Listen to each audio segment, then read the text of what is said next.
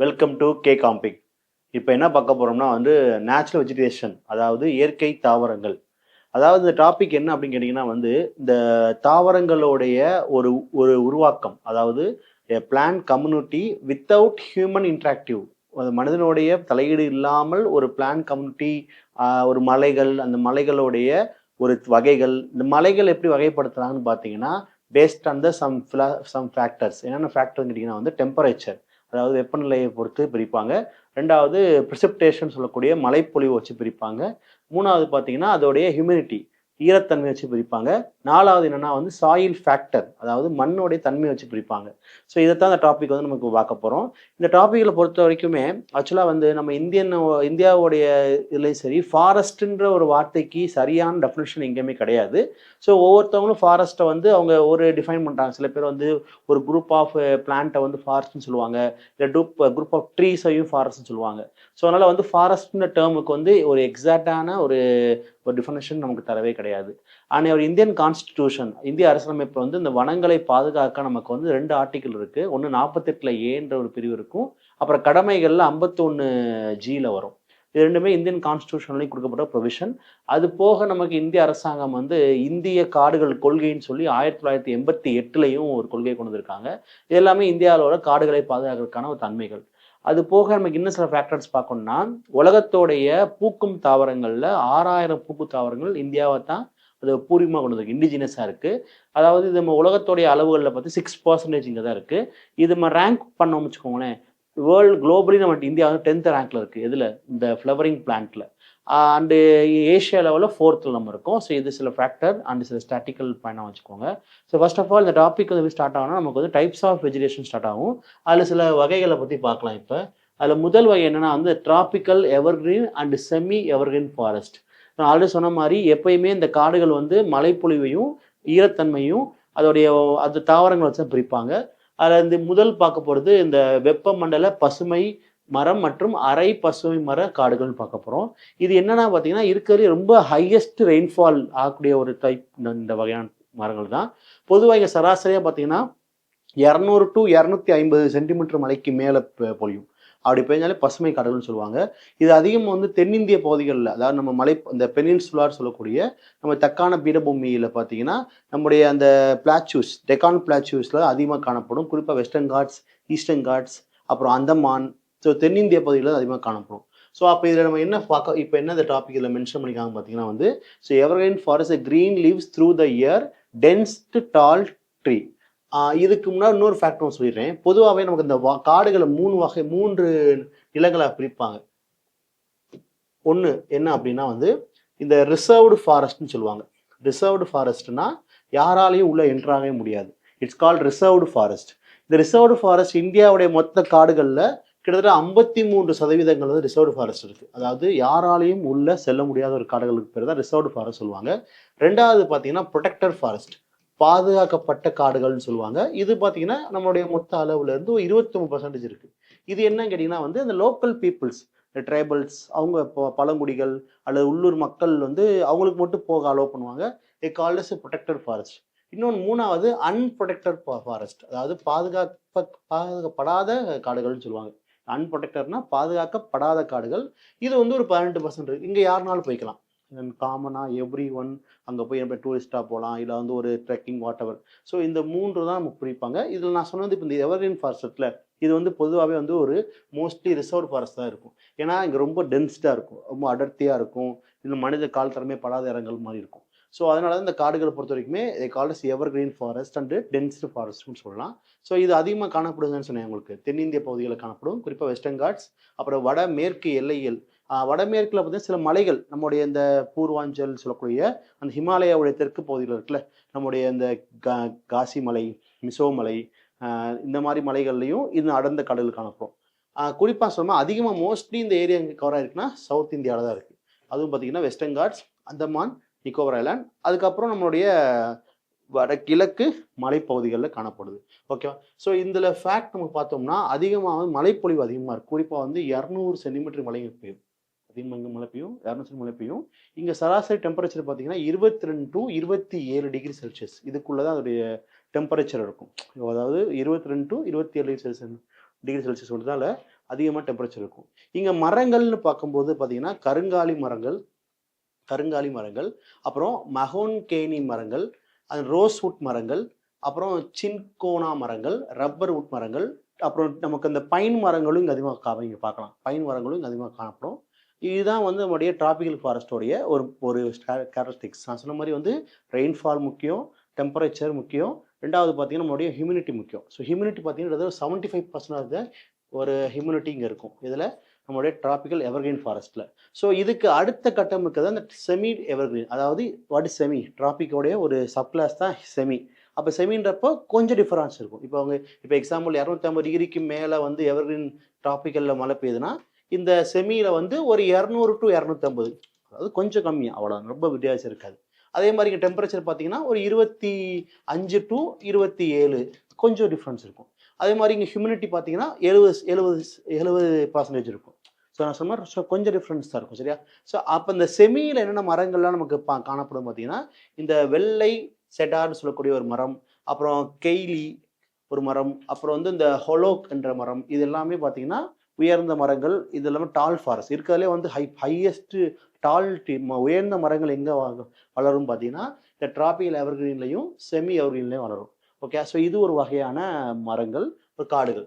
அடுத்த வகையை பார்த்தீங்கன்னா நமக்கு வந்து இந்த டிராபிக்கல் டெக்டியஸ் ஃபாரஸ்ட் சொல்லக்கூடிய வெப்பமண்டல இலை உதிர் காடுகள். இப்போ இந்தியாவுடைய ஒரு பரப்பளவில் பார்த்தீங்கன்னா நமக்கு வந்து 1/3 காடுகள் இருக்குது. இந்த காடுகளில் எந்த வகை காடுகள் அதிகம்னு கேள்வி கேட்பாங்க எக்ஸாம்ஸில். அப்படி கேட்டாங்கன்னா நீ சொல்கிற பதில் இதுதான். ஏன்னா நமக்கு மோஸ்ட் ஆஃப் த ஃபாரஸ்ட் வந்து இந்தியாவில் இந்த வகை காடுகள் தான் அதிகமாக காணப்படுது. டிராபிக்கல் டெக்டியஸ் ஃபாரஸ்ட் சொல்லக்கூடிய இலை உதிர் காடுகள் தான் அதிகமாக காணப்படுது. ஸோ இங்கே சராசரி மழைப்பொழிவு என்னன்னு பார்த்தீங்கன்னா 70 to 200 சென்டிமீட்டர். 70 to 200 centimetre. இது என்னன்னு பார்த்தீங்கன்னா பொதுவாகவே வந்து இந்த இலையுதிர் காடுகள் என்ன அப்படின்னா, நம்ம சொல்லக்கூடிய இந்த நம்முடைய பருவங்கள் இருக்குல்ல, வசந்த காலம், கோடைக்காலம், இந்த காலங்களில் என்ன ஆகும்னா இங்கே இந்த இந்த மரங்களோட இலைகள்லாம் உதிர்ந்துரும், திருப்பி முளைக்கும். ஸோ இந்த காடுகளில் வந்து நீங்கள் இப்போ சம்மர் ஸ்ப்ரிங்கில் பார்த்தீங்கன்னா ரொம்ப வறண்ட காடு மாதிரி இருக்கும். டக்குன்னு பார்த்தா நம்ம இப்போ வின்டர் அண்டு நமக்கு ஆண்டம் வரும்போது ரொம்ப பசுமையாக இருக்கும். ஸோ அதனால் அதுக்கு பேர் அந்த வெப்பமண்டல இலையுதிர் காடுகள்னு சொல்லுவாங்க. ஸோ ரெயின்ஃபால் எவ்வளோ 70 to 200 அண்டு டெம்பரேச்சர் பார்த்தீங்கன்னா 27 to 30 இந்த டிகிரி அளவுக்கு நமக்கு இருக்கும். ஓகேவா? ஸோ இது அதிகமாக காணப்படுவது பார்த்தீங்கன்னா இந்தியாவோட பெரும்பான்மையான பகுதிகள், இந்தியாவுடைய ஒரு காடுகளில் 70% ஆஃப் த ஃபாரஸ்ட் வந்து இந்த ஃபாரஸ்ட் தான் இருக்குது. நம்ம குறிப்பாக சொல்லணும்னா மத்திய இந்தியா, தென்னிந்தியா, நம்முடைய அதாவது வெஸ்டர்ன் காட்ஸ்க்கும் ஈஸ்டர்ன் காட்ஸ்க்கும் இடப்பட்ட பகுதி இருக்குல்ல, நம்முடைய தமிழ்நாடு அண்டு நம்முடைய மத்திய பிரதேஷ், ஒடிசா, ஜார்க்கண்ட், சத்தீஸ்கர், இந்த மாதிரி most of the Indian forest area covered with the tropical deciduous forest. So இங்கே என்னென்ன மரங்கள் காணப்படுதுன்னா தேக்கு மரங்கள், டீக்வுட் காணப்படுது, சால் மரங்கள், அப்புறம் சஷிம் மரங்கள், அப்புறம் மூங்கில் மரங்கள், பேம்பு, அப்புறம் சந்தன மரங்கள் அதிகமாக இங்கே தான் காணப்படுது. கூடுதலாக பார்த்தீங்கன்னா இந்த நமக்கு ரெட்வுட் செம்மரங்களும் இங்கே அதிகமாக காணப்படும். சரியா? ஸோ டெக்டியஸ் ஃபாரஸ்ட் தான் இருக்கிறதுலேயே ரொம்பவும் முக்கியமான மரங்கள். சரியா? ஸோ டெக்டியஸ் ஃபாரஸ்ட் 2 வகையாக பிரிப்பாங்க. நம்ம அங்கே பார்த்த மாதிரி செமி டிராபிக்கல் எவர்கிரீன் மாதிரி இங்கே 2 வகையாக இருக்குது. ஒன்று மாய்ஸ்ட் டெக்டியஸ், இன்னொன்று ட்ரை டெக்டியஸ். சரியா? அதாவது ஈரமான இலையுதிர் காடுகள், வறண்ட இலையுதிர் காடுகள். நான் சொன்ன மாதிரி என்னது சேம் மழைப்பொழிவு நான் சொன்னேன் உங்களுக்கு. ஸோ அப்போ 70 to 200ன்றது ஒரு காமனான டெக்டியஸோடைய ஒரு அளவு. அதில் 100 to 200 ரெயின்ஃபால் ஆச்சுன்னா அது மாய்ஸ்ட் டெக்டியஸ், ஈரமான இலையுதிர் காலம் சொல்லுவாங்க. அது எங்கே காணப்படுதுன்னா இமாலய பகுதிகள், சோழநாக்பூர். இந்த சோழநாக்பூர்ன்றது உங்களுக்கு தெரியும், இந்த ஜார்க்கண்ட், சத்தீஸ்கர் ஃபுல்லாமே என்னது அந்த பீடபூமியில் வரும். அப்புறம் ஒடிசா, அப்புறம் நம்முடைய தென் பகுதியில் இருக்கக்கூடிய இந்த கிழக்கு பிரதேசங்கள் சொல்லக்கூடிய நம்ம ஈஸ்டர்ன் காட்ஸ், அதாவது கிழக்கு தொடர்ச்சி மலை சொல்லுவாங்களே, அது அந்த பகுதியில் காணப்படும். அடுத்ததான் இந்த ட்ரை டெக்டியஸ்ன்னு சொல்லக்கூடிய வறண்ட இலையுதிர் காடுகள் எப்படி பிரிக்கிறாங்கன்னா அதோடைய மழைப்பொழிவு 70 to 100 சென்டிமீட்டர். ஸோ இது எங்கே காணப்படுதுன்னா central Deccan area. Central Deccan ஏரியானா இந்த மத்திய பிரதேஷ்க்கும் மகாராஷ்டிராவுக்கும் இடையிலப்பட்ட காலத்தில் அண்ட் மத்திய பிரதேஷில் காணப்படுது. உத்தரப்பிரதேஷ், பீகார், ஹரியானா இந்த பகுதியில் என்ன காணப்படுது நமக்கு ட்ரை டெக்டியஸ். அப்போ நான் சொன்ன பார்த்தீங்கன்னா இந்த எல்லா லொக்கேஷன்லையுமே இந்தியாவுடைய most of the states cover ஆகிடுதுல, அதனால தான் டெக்டியஸ் ஃபாரஸ்ட் தான் the most types of vegetation in India forest type. Okay, சரி. ஸோ அடுத்த டைப் பார்த்தீங்கன்னா இந்த வெப்பமண்டல முள்காடுகள், ட்ரோன் ஃபாரஸ்ட் சொல்லுவாங்க. இதுக்கு இட்ஸ் ஆல்சோ கால் டெசர்ட் ஃபாரஸ்ட்னு சொல்லுவாங்க. அதாவது பாலைவன காடுகள்னு சொல்லுவாங்க. சரியா? ஸோ நான் சொன்ன மாதிரி நமக்கு ரெயின்ஃபால் அதிகபட்சம் என்னது 250, வாட்ஸ் லீஸ்ட் அப்படின்னா 50. அப்போ இந்த வறண்ட முள்காடுகள் பொறுத்த வரைக்குமே 50 சென்டிமீட்டருக்கு குறைவாக மழை பெய்யும். 50 சென்டிமீட்டருக்கு குறைவாக மழை பெய்யும். இதுக்கு இன்னொரு பேர் என்ன சொல்லுவாங்கன்னா அரை வெப்பமண்டல பகுதிகள்னு சொல்லுவாங்க. It's also called semi அரைட் region சொல்லுவாங்க. இதை குறிப்பாக பார்த்தீங்கன்னா அந்த புதர்கள் நிறைய காணப்படும். இந்த ராஜஸ்தான், நம்முடைய ராஜஸ்தானில், பஞ்சாபில் இந்த பகுதியில் ஃபுல்லாமே இந்த வகை காடுகள் காணப்படும். மழைப்பொழிவு ரொம்ப லீஸ்ட்டாக இருக்கும். பிலோ 50 சென்டிமீட்டர் மழை இருக்கும். சரியா? ஸோ இங்கே என்னென்ன மரங்கள் காணப்படும் பார்த்தீங்கன்னா இந்த பபுள்னு சொல்லக்கூடிய பபுள் மரங்கள், அதாவது கிட்ட பனைமரம் மாதிரி இருக்கும். அடுத்து பனைமரம் இருக்கும். அப்போது அக்காச்சியா அப்படின்னு சொல்லக்கூடிய ஒரு இந்த சப்பாத்தி களிகள் போல் உள்ள ஒரு மரங்கள் காணப்படும். வேம்பு மரங்கள் இங்கே காணப்படும். ஸோ இங்கே இந்த காடுகள் அதிகமாக எங்கே பரவி இருக்குன்னா பஞ்சாப், ஹரியானா, ராஜஸ்தான், குஜராத், மத்திய பிரதேஷ், சில பகுதிகளில் யூபி. ஏன்னா மத்திய பிரதேஷ் தான் இந்தியாவிலே அதிகமாக காடுகள் இருக்குது. அதில் 2 வகையான காடுகள் காணப்படுது. ஒன்று இலையுதிர் காடுகள் காணப்படுது, சில பகுதி வறண்ட காடுகள் காணப்படுது. ராஜஸ்தான் தான் மோஸ்ட் ஆஃப் த டெக்டியஸ் ஃபாரஸ்ட், அதாவது நம்முடைய ட்ரோன் ஃபாரஸ்ட் காணப்படுது. ஓகே, ஸோ இது ரொம்ப ஒரு முக்கியமான ஒரு வகை. இருக்கிற ரொம்ப லீஸ்ட் ரெயின்ஃபால் ஆகக்கூடிய ஒரு மலை. அடுத்த மலை பார்த்தீங்கன்னா மலைக்காடுகள்னு சொல்லுவாங்க, மவுண்டன் ஃபாரஸ்ட் ஆர் மொட்டைன் ஃபாரஸ்ட்னு சொல்லுவாங்க. இது என்ன அப்படின்னா இந்த மலை பகுதிகளில், அதாவது நமக்கு பார்த்தீங்கன்னா இமயமலைக்கு மேலே இருக்கக்கூடிய காடுகள் இருக்குல்ல, அது ஆல்ஃபின் காடுகள்னு சொல்லுவாங்க. அதாவது அந்த மலையோடைய உயரத்தை பொறுத்து நமக்கு இந்த காடுகளை பிரிப்பாங்க. இந்த பிக்சரை பார்த்துட்டு உங்களுக்கு பனிப்பாறைகள் உங்களுக்கு தெரியுதா? ஸோ இந்த இடத்துல காடுகள் இருக்கும். ஓகே, அது கீழே கொஞ்சம் ட்ரையாக இருக்கும். அங்கே காடு, அது கீழே ஒரு லேயர் இருக்கும். ஸோ இந்த ஒவ்வொரு செக்மெண்ட்லையும் அந்த மலையோடைய உயரத்தை பொறுத்து இந்த காடுகளை பிரிப்பாங்க. ஸோ ஃபர்ஸ்ட் ஆஃப் ஆல் அந்த மலையின் உயரம் 4000 முதல் 5300 இருந்தால் அது ஆல்ஃபின் வகையான காடுகள்னு சொல்லுவாங்க. அங்கே என்னென்ன மரங்கள் காணப்படும் பார்த்தீங்கன்னா இந்த சில்வர் ஃப்ரை அண்டு ஜுனிப்பர், பிரிஞ்ச் அப்படின்ற மரங்கள் காணப்படுது. அடுத்ததா 2700 to 400 மீட்டர் உயரம் இருந்தால் இந்த கோனிஃபோரஸ்னா ஊசி இலை காடுகள்னு சொல்லுவாங்க. ஊசி இலைகள் காடுகள் சொல்லுவாங்க. ஸோ கோனிஃபோரஸ்னா நீளமாக இருக்கும், உயரமாக இருக்கும், ரொம்ப உயரமான போயிட்டே இருக்கும். சரியா? ஸோ அங்கே பார்த்தீங்கன்னா அந்த ஸ்ப்ரவுஸ் டெக்டார், ஓக் அப்படின்ற வகையான ஒரு மரங்கள் காணப்படும். அடுத்ததா 1300 to 2700 மீட்டர் அப்படின்னா எவர்கிரீன் ஃபாரஸ்ட். நம்ம ஆல்ரெடி பார்த்தோம் டிராபிக்கல் எவர்கிரீன் ஃபாரஸ்ட். ஸோ அப்போ டிராபிக்கல் எவர்கிரீன்னா நம்ம சராசரியாக பார்த்தோம்னா ஃபர்ஸ்ட் டைப்பாக 250 சென்டிமீட்டர் மேலே மழை இருந்தால் அது பெய்யும். ஸோ அங்கே நம்ம என்ன காடுகள் ஆல்ரெடி பார்த்துருக்கோம். அடுத்ததா 1300 மீட்டருக்கு கீழே உயரம் இருந்தால் அது டெக்டியஸ் ஃபாரஸ்ட்னு சொல்லுவோம். அது தமிழில் இலை உதிர் காடுகள். இதே நம்ம ஆல்ரெடி பார்த்தோம். சரியா? அப்போ நம்மளுடைய இந்த மவுண்டன் ஃபாரஸ்ட்ன்றது இது 2 தான், இந்த ஆல்ஃப் அண்டு கோனிஃபோரஸ். ஆல்ஃபின் அண்டு கோனிஃபோரஸ் தான் நம்ம டைப்ஸ் ஆஃப் மவுண்டன் ஃபாரஸ்ட். சரியா? ஸோ அப்போ இந்த சவுத் இந்தியன் மவுண்டன்ஸ் பொறுத்த வரைக்கும் நான் சொன்ன மாதிரி சவுத் இந்தியன் மவுண்டன்ஸ்லேயே சம் ரீஜன்ஸ் ஆர் ஆல்ஃபின். சில உயரமான இப்போ நம்ம ஆனமலையெல்லாம் போனீங்கன்னா அங்கே ஆல்ஃபின் மரங்கள் நிறையா, ஆல்ஃபின் அண்டு கோனிஃபோரஸ் இருக்கும். பொதுவாக கோனிஃபோரஸாக இருக்குது. ஆல்ஃபினை விட கோனிஃபோரஸ் தான் நமக்கு பெரும்பான்மையாக காணப்படும். ஆல்ஃபின் ரொம்ப ரேர் கேஸ், ஏன்னா அது சில உயர்ந்த பகுதிகளில் தான் காணப்படும், இந்த சிகரங்கள். சரியா? அப்போ நம்ம கோனிஃபோரஸ் தான் most of the Western Ghats was covered. And Nilgiri also, Nilgiri, அப்புறம் சோலாஸ், அப்புறம் மங்கோலினியா, இந்த மாதிரியான பகுதிகளில் இந்த வகையான காடுகள் காணப்படும். ஸோ அப்போ இது மலைக்காடுகள்னு சொல்லுவாங்க. மலைப்பகுதிகளில் காணப்படும். இது உயரத்தை வச்சு பிரிக்கிறாங்க. இது ஒரு வகையான காடுகள். ஸோ அடுத்த வகை பார்த்தீங்கன்னா இந்த லிட்ரோரல் அல்லது சதுப்பு நில காடுகள்னு சொல்லுவாங்க. வெட்லேண்டு ஃபாரஸ்ட் சொல்லுவாங்க. வெட்லேண்ட் ஃபாரஸ்ட் ஒன்றும் இல்லைங்க, அதிகப்படியாக நீர் பிடிப்பு இருக்கும். ஒரு 70% மேலே ஹியூமிடிட்டி அங்கே இருக்கும். மோர் தென் 70%, மினிமம் 70% மேலே இருந்தால் தான் அது என்ன பேருன்னா சதுப்பு நில காடுகள் அல்லது வெட்லேண்டு ஏரியாஸ். இது பொதுவாகவே இந்த கடலோர பகுதிகளில் இருக்கிற கோஸ்டல் ஏரியாஸ் அங்கே அது காணப்படும். சரியா? ஸோ இதை நமக்கு 3 வகையாக பிரிப்பாங்க. ஒன்று மேங்க்ரோவ் ஃபாரஸ்ட்னு சொல்லுவாங்க, சதுப்பு நில காடுகள். இதுக்கு இன்னொரு பேர் டைடல் ஃபாரஸ்ட், அதாவது அலைக்கடல் காடுகள்னு சொல்லுவாங்க. இது பொதுவாக எங்கெல்லாம் காணப்படுது? சுந்தர்பன்ஸ், அந்தமான் நிக்கோபார் ஐலாண்டில் காணப்படுது. ஸோ நமக்கு இப்போ தமிழ்நாட்டில் பிச்சாவர காடுகள் கேள்விப்பட்டிருப்பீங்க. பிச்சாவரத்தில் பார்த்தீங்கன்னா இது மேங்க்ரோவ் ஃபாரஸ்ட் தான். இது ஏன் இந்த மாதிரி அலைக்காடுகள் பறிச்சுக்காங்கன்னா, இந்த வகையான காடுகள் இந்த அலையின் வேகத்தை கட்டுப்படுத்தும்.